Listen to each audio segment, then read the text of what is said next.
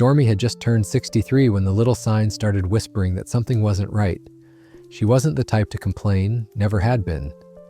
But one night after dinner, as she sat quietly on the edge of her couch, she noticed a familiar fog crawling in again. That strange tiredness in her limbs, the wave of dizziness, and the faint pounding in her head. She had only eaten a small helping of her favorite fruit salad, nothing crazy, just strawberries, banana slices, and a drizzle of honey. Still, her body felt off, like it was fighting something invisible. That night, she fell asleep uneasy, waking at 2 a.m. in a sweat, heart racing, unsure whether it was stress or sugar, maybe both. The next morning, she visited her doctor, not because she wanted to, but because her daughter insisted. The blood test results weren't catastrophic, but they weren't clean either. Her fasting glucose was edging higher, her insulin response weaker. The doctor looked her in the eye and said gently, "Stormi, this is where it begins, or ends. You have the chance to reverse this now before it turns into something that owns your life." The word prediabetes hung in the air like smoke, and Stormi sat with it in silence, realizing this wasn't about fear, it was about decision. Her food choices, her little habits, they weren't little anymore. What hurt most wasn't the diagnosis, it was the betrayal she felt from her own kitchen. She had always believed in eating fresh, natural foods. She loved fruits, especially sweet ones. They reminded her of summer as a child, barefoot on the porch, sticky fingers from berry juice. How could something so innocent be causing her harm now? She looked at her bowl of strawberries the next day with hesitation, almost guilt. It was a moment of heartbreak, but also awakening. That's when she called me. Stormi and I go way back. I'm not just her family doctor. I've watched her raise 2 sons, work double shifts, and never once slow down. Until now. I told her something she didn't expect to hear. You don't need to fear fruit, you just need to know which ones are your allies and how to eat them so they fight for you, not against you. That small shift in language opened a new door for her. She didn't have to throw away the foods she loved, she had to learn how to use them as tools. We started with blackberries. She was skeptical. "Aren't they just another sugar bomb in disguise?" she asked. But blackberries, as I explained to her softly over the kitchen table, were different. Their deep color held secrets most people didn't know, and when paired right, say with a spoon of almond butter or plain Greek yogurt, they could slow the sugar surge and support her from the inside out. It wasn't about giving things up, it was about combining them with care. The changes didn't happen overnight, but within 2 weeks, Stormi noticed something. The afternoon crashes stopped, the cravings lessened. She wasn't waking up with night sweats anymore. Her body was starting to trust her again. That, more than any number on a chart, was the win she needed. And now, she wants every person walking that same uncertain line to know this. Not all sweet fruits are the enemy. Some, in fact, are your most powerful secret weapons. You just have to know their names and how to welcome them back to your plate with intention. And that's what we'll walk through together today. Let me show you what Stormi discovered, before it was too late.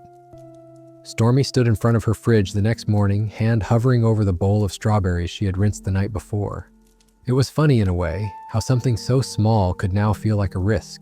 She didn't like this version of herself, the one who hesitated around food, who second-guessed every bite.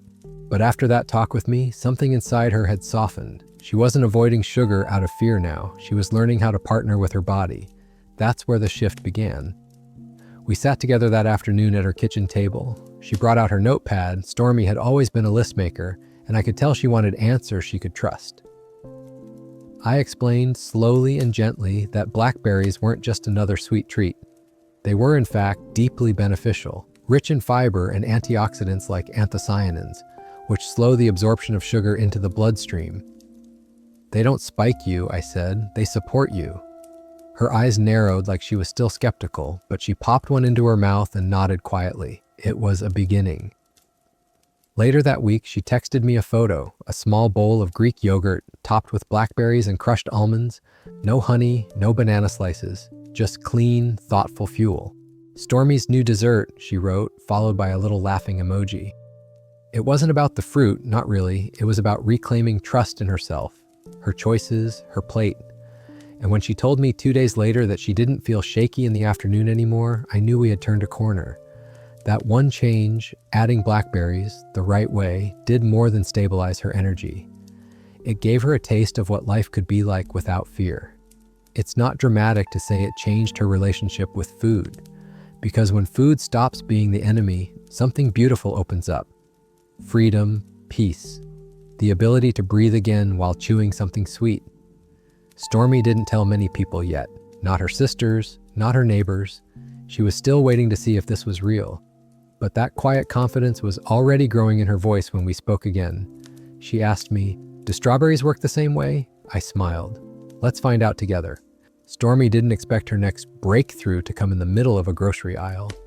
She was standing there, hands gently resting on the handle of her cart, staring down the mountain of strawberries stacked in perfect red rows. The smell brought back something tender. Mornings on her grandmother's porch, a chipped blue bowl filled with sliced strawberries and a dash of sugar. But that was a lifetime ago. Now she felt like every food came with a warning label. Still, her conversation with me had planted a seed. So she picked up a carton and turned it over in her hands. No syrup, no glaze, no added sugar, just strawberries. Could they really be part of her healing? Back home, she washed them with care, patting each one dry like it deserved gentleness. She didn't toss them in cereal or smother them in whipped cream like she used to. Instead, she paired them with a spoonful of plain cottage cheese and a few walnuts, just as I had gently suggested. "Don't just eat them for sweetness," I had told her. "Eat them for support." That small meal became a moment of reflection. She sat by the window, listening to the wind through the trees, slowly savoring each bite. And for the first time in weeks, she didn't feel like she was cheating. She felt calm, fulfilled, no dizziness, no regrets, just warmth on her tongue, in her chest, in the quiet place where anxiety used to live. The next morning, her daughter Camille dropped by. Stormi had kept most of her changes private, not wanting to overpromise or seem dramatic. But as she placed a fresh strawberry bowl on the table, Camille raised an eyebrow. "Strawberries? You're eating fruit again?" Stormi laughed, genuinely this time, and nodded. "Turns out I don't have to give up sweetness. I just had to find the right kind."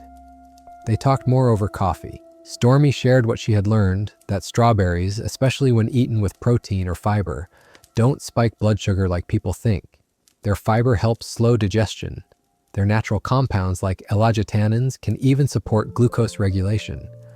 "Who knew fruit could actually fight back?" she said. Camille was surprised, but more than that, she looked relieved. "Mom, I've been worried. You've seemed scared of food lately." Stormi sighed, her eyes drifting to the window again. "I was, but it's changing. I'm changing." The beauty of it wasn't just in the strawberries. It was in the awareness, the pause before a meal, the confidence to say, "I know what works for me." That's what Stormi was learning. This wasn't about restriction. It was about relationship, a healthier one, a kinder one. By the end of that week, strawberries had become her late morning ritual, not a treat, a tool. She even sprinkled cinnamon on them once, remembering our chat about how cinnamon helps boost insulin sensitivity. "It's like I'm building something inside," she told me, "not just avoiding harm, creating strength." That's the quiet magic of strawberries. People see them as indulgent, playful, but they're also powerful, especially when eaten whole, not juiced or blended. Stormi was learning the difference, and in that learning, she was beginning to reclaim not just her food, but her self-trust. One morning, a friend from church came by to drop off some baked goods. Stormi smiled and thanked her, but when she shut the door, she quietly wrapped the sugary muffins for the freezer and made herself a small bowl instead. Cottage cheese, strawberries, chia seeds. That felt like a win, a private one, the kind that means more than anyone else could understand. There was no big parade, no dramatic announcement, just steady, quiet change. And for the first time in a long while, Stormi felt proud of what was on her plate. Stormi had always loved her mornings slow, a steaming mug of tea, soft slippers on cool tile, the quiet shuffle of her dog, Milo, settling at her feet. But lately, mornings had felt heavy, not just physically, but emotionally too. She'd wake up foggy, sometimes with a pounding in her head or a slight nausea in her stomach. She kept wondering, is this just what 63 feels like now? But deep down, she knew better. Something in her routine was off. It was the third morning in a row she felt drained before the day even began. That was when she called me again. I listened closely, letting her talk it all out. Then I asked her to tell me what her breakfast usually looked like. She hesitated. Well, sometimes toast with jam or a banana. Sometimes I just grab one of those breakfast bars when I'm in a hurry. There was guilt in her voice, like she already knew. I didn't judge her. I simply said, "Stormy, the way you start your morning sets the rhythm for your whole day. And the truth is, those quick fixes are like lighting a match in dry grass. Your blood sugar flares, then crashes, and your body spends hours trying to catch up." She was quiet for a beat, then softly, "I'm ready to change that." That weekend, she tried something different. It wasn't complicated. A small bowl of Greek yogurt, a handful of blackberries, a few slices of strawberries, a sprinkle of flax seeds, and one spoonful of almond butter swirled on top. She called it her fruit armor. It was beautiful, bright, textured, nourishing, and it made her feel safe. Within days, something started to shift. She noticed she didn't feel that hollow ache in her stomach mid-morning anymore. She wasn't reaching for snacks before lunch. Her energy was stable, grounded. Even her mood seemed lighter, less snapping at Milo when he barked at passing cars, less forgetfulness, less of that invisible weight dragging behind her shoulders. "I didn't know food could do this," she said during one of our check-ins. I told her it wasn't about eating less or giving up joy. It was about starting the day with intention. Her new breakfast wasn't just stabilizing her blood sugar, it was giving her body permission to not be on high alert, to regulate, to feel peace. What struck her most wasn't the science, it was how easy it felt. She didn't feel punished, she felt provided for. On the 5th day of her new routine, she texted me a photo of her breakfast, beautifully arranged, with a caption that simply read, "Who knew healing could taste like this?" That same afternoon, she bumped into her neighbor, Gladys, who noticed the change right away. "You look lighter," Gladys said, "like you've slept for a week." Stormy laughed, touched her cheek, and replied, "I think I'm just feeding myself differently now." She didn't mean just food, she meant her thoughts, her habits, her whole rhythm. The next morning, she woke up before her alarm, alert and refreshed. The sky outside was still streaked with lavender, the kind of morning that makes you pause. She stood by her window, hands wrapped around her tea, and felt something unfamiliar rise in her chest. Hope. For the first time in a long time, Stormy was no longer just reacting to her body. She was working with it. And all it took was one bowl, one calm morning, one choice to begin differently. Stormy wasn't expecting the breakdown. It started like any other trip to the store, list in hand, coupons tucked neatly beside her purse, and a promise to herself to stick to the plan. But halfway through the frozen section, she caught sight of something, a box of strawberry ice cream bars, her old favorite, and just like that, a wave of something sharp and unexpected rose in her throat. She froze. Right there, cart parked sideways, a stranger brushing past her without notice. Her fingers tightened around the metal handle, and her eyes welled with tears she didn't see coming. It wasn't about the ice cream, it was about the years she'd spent using food to fill holes she didn't have words for. The nights she'd numbed herself with sugar, the quiet shame after every binge, and now here she was, trying so hard to do it differently and still feeling the weight of temptation staring back at her. She left the ice cream behind, but she walked out of that store empty-handed and heavy-hearted.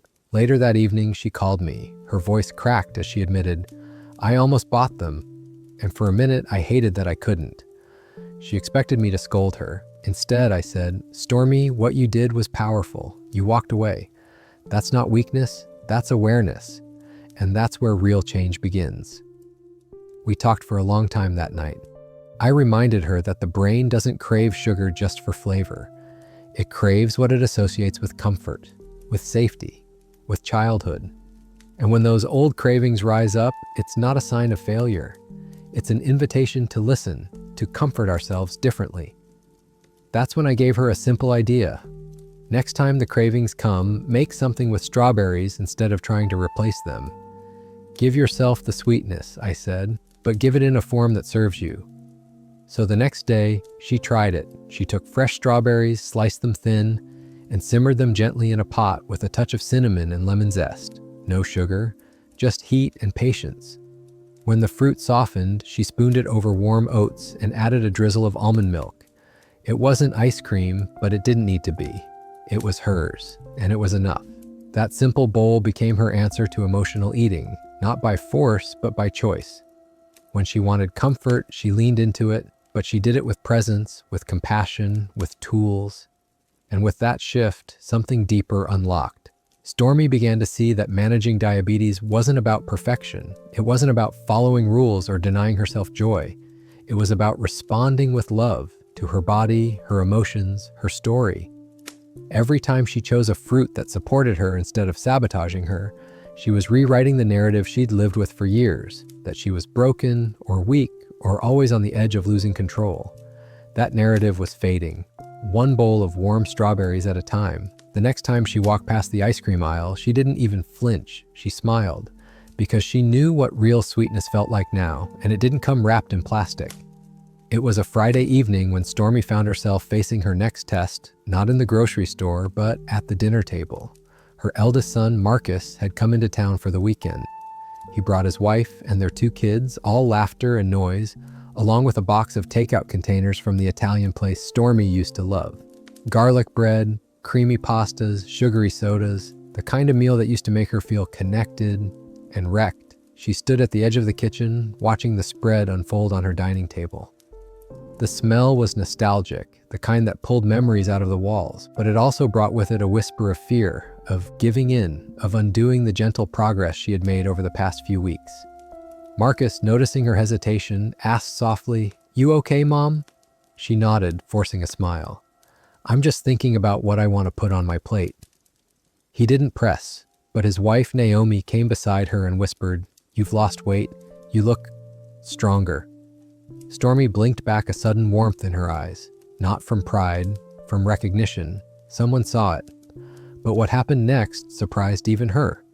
She walked to the fridge, pulled out a small bowl of her fruit armor, blackberries, strawberries, a few slivers of almonds, and placed it next to her plate. Then, instead of filling up on the pasta, she took a modest scoop, added a portion of grilled chicken Naomi had brought for the kids, and placed her fruit bowl right beside it. It wasn't about replacing dinner with fruit, it was about balance, about protection. The fiber from the berries, the protein from the chicken, it formed a shield, a slowing down of sugar, a gentle welcome instead of a flood. She sat, she ate, she laughed. And when dessert came, a tray of store-bought tiramisu, she didn't panic. She passed it politely and took another spoonful of her berries. No guilt, no longing, just peace. Later that night, after the dishes were done and the kids were asleep, Marcus sat beside her on the couch. "You seem different tonight," he said. Stormi looked at him, really looked, and replied, "I feel different." She told him about the shifts she had made, not in dramatic declarations, but in quiet choices. Breakfasts that nourished instead of spiked, snacks that soothed, meals built around awareness instead of autopilot, and how these tiny changes were slowly softening the panic that used to hum beneath her skin. Marcus listened carefully, then he said something she hadn't expected. "I've been feeling off too, Mom. I've been scared to even look at my numbers lately. Maybe I could learn some of what you're doing." That moment, just the two of them, side by side, not as parent and child, but as 2 people navigating the same uncertain path, felt like a gift. Stormi nodded. "Start with berries," she said with a grin. "Turns out sweet doesn't have to mean scary." That night, as she lay in bed, Stormi thought back to all the dinners before. The ones where she overate out of politeness. The ones where she smiled but secretly felt dizzy by dessert. The ones she avoided entirely. And she realized something. She wasn't just changing how she ate, she was changing how she showed up, at the table, in her family, in her life. The sun was barely up when Stormi padded into her kitchen, barefoot and rested. It had been nearly a month since that first bowl of blackberries, since she shifted from fear to trust, from restriction to rhythm. She didn't need to write reminders on sticky notes anymore. The fruit lived in her fridge like old friends, the cinnamon sat beside the salt. Even the cottage cheese had earned its permanent spot on the shelf.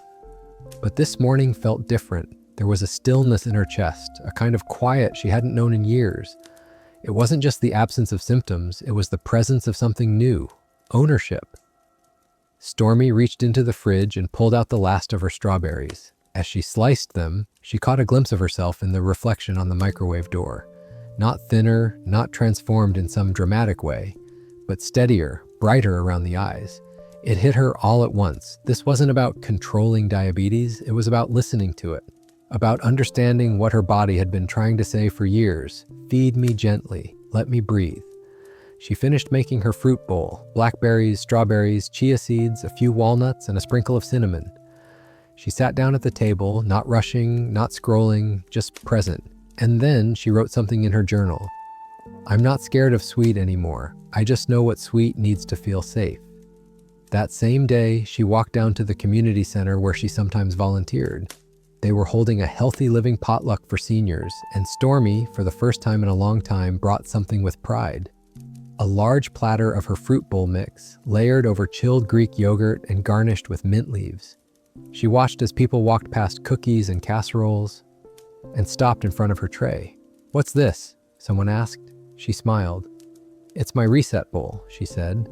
It helped me remember that food can be sweet and smart. A few women gathered around, curious. One admitted she'd been scared to eat fruit for years. Another said she only reached for strawberries when she felt guilty. Stormi didn't preach. She simply shared.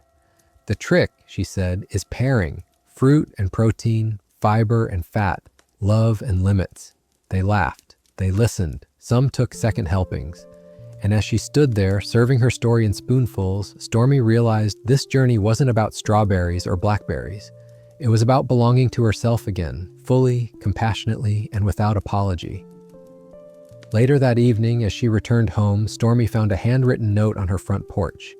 It was from Gladys, her neighbor. It read, "Thank you for today. I'm going to buy blackberries tomorrow. You made it feel possible."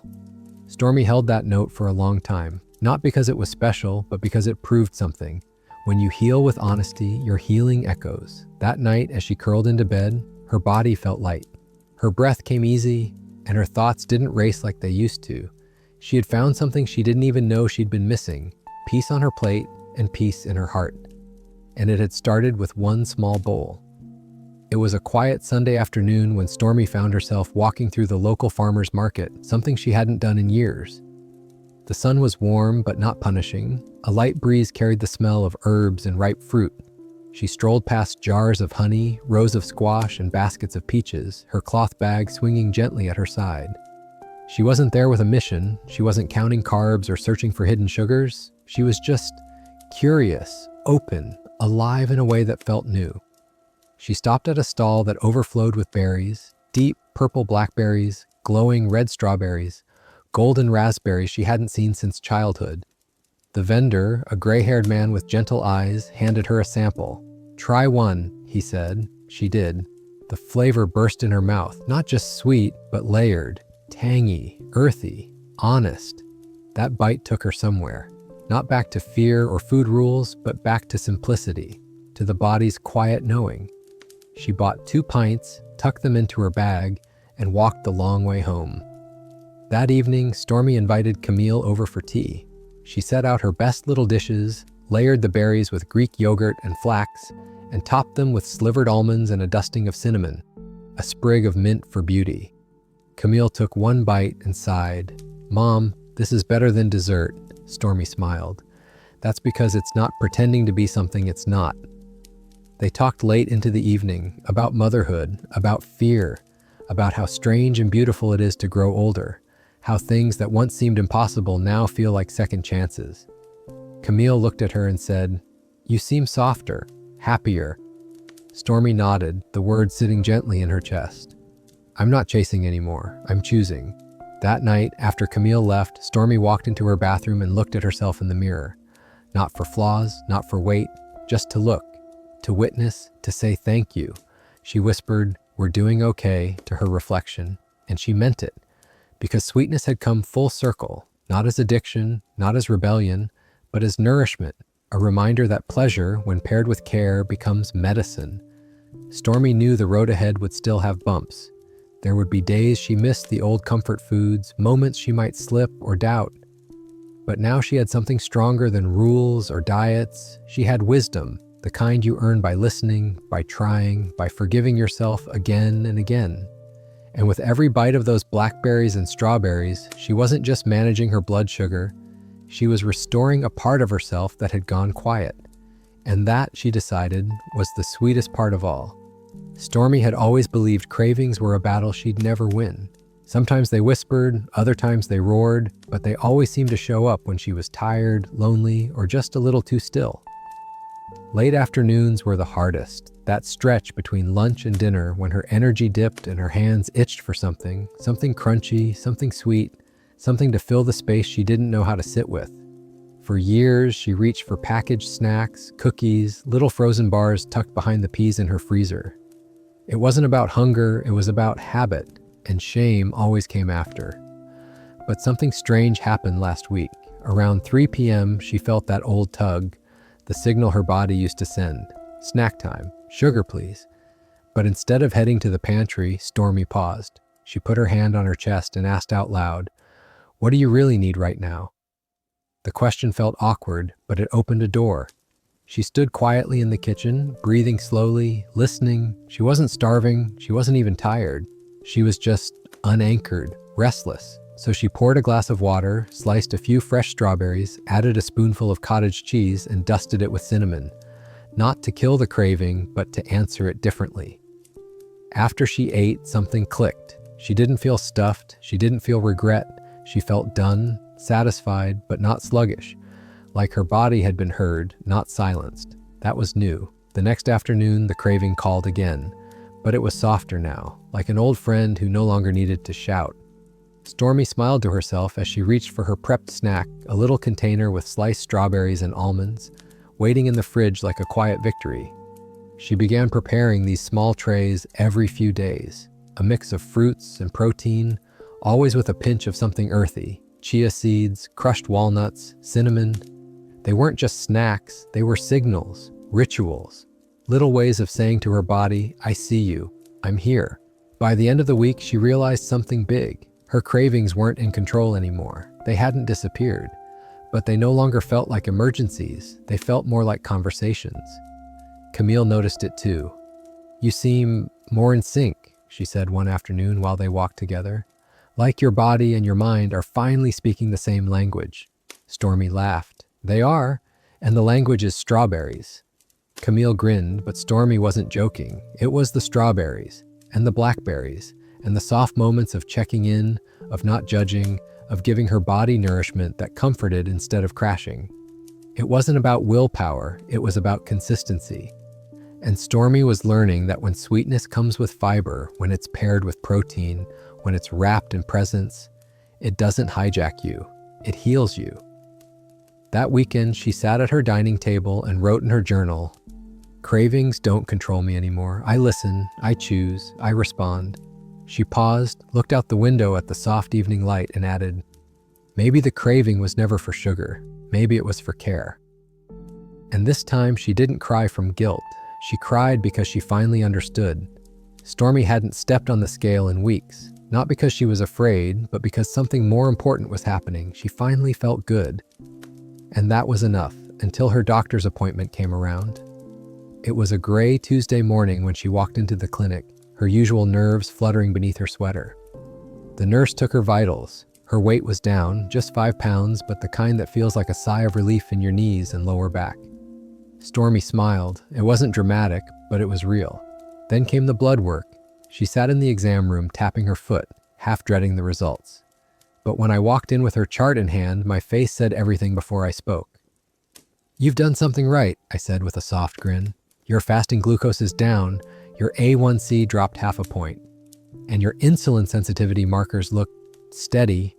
Stormi blinked. Steady. It had been years since anyone used that word about her health. She sat there in stunned silence, the numbers echoing in her chest. Not perfect, not miraculous, but moving in the right direction, all from the quiet work. Berries instead of bread, protein over panic, water in place of wine, kindness over guilt. I leaned in and said gently, "Stormi, this is what healing looks like. Slow, loving, sustainable." She swallowed the lump in her throat and nodded.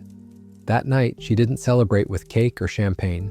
She made herself a bowl, her favorite by now. Strawberries, blackberries, chia seeds, Greek yogurt, and a small drizzle of unsweetened almond butter.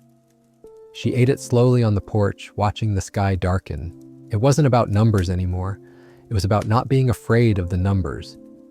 Later, she called Camille. "I got my labs back," she said. "And I think my body's learning to trust me again," Camille's voice caught. "Mom, I'm so proud of you." "I'm proud of me too," Stormi whispered. And for the first time, she believed it. That weekend, she cleaned out her pantry, not in a rush, not with punishment, but with purpose. She kept what served her. She gave away what didn't. And on a little sticky note inside her cupboard, she wrote one sentence: "Eat to remember who you are, not to forget." It wasn't just her blood sugar that had changed, it was her whole rhythm. She slept better, moved more, laughed easier. Her body wasn't fighting against her anymore, it was walking beside her. And she promised herself this: no matter what came next, no matter what numbers showed up down the road, she would keep showing up with love. Because healing isn't a finish line, it's a friendship. Stormi hadn't always paid attention to spice. In the past, cinnamon was just something she sprinkled mindlessly over toast or apple pie in autumn. It smelled nice, that was about it. But one afternoon, while reading a short article I'd sent her, she paused at a sentence that made her blink. Cinnamon can help improve insulin sensitivity and reduce blood sugar spikes. She leaned back in her chair and reread it. A spice? A pantry item? Could something so ordinary really offer that kind of power? That evening, she opened her cupboard and found the jar of cinnamon tucked behind some forgotten canned goods. She held it in her hand like it was something new, something sacred. A small reminder that healing doesn't always come in loud declarations, it sometimes lives in quiet dust. The next morning, she added a generous pinch of cinnamon to her usual bowl: blackberries, strawberries, and Greek yogurt. The warmth of it surprised her, not just the flavor, but the comfort.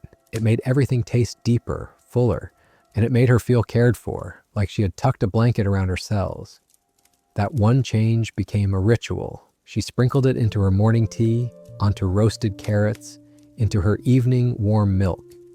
Not out of superstition, but out of respect for her body, for the thousands of little choices now adding up. One afternoon, her neighbor Gladys stopped by for a visit. Stormi made her a fruit bowl, this time with strawberries, walnuts, and a soft swirl of cinnamon. Gladys said, halfway through the first bite. "Why does this taste safe?" Stormi laughed. "Because it is."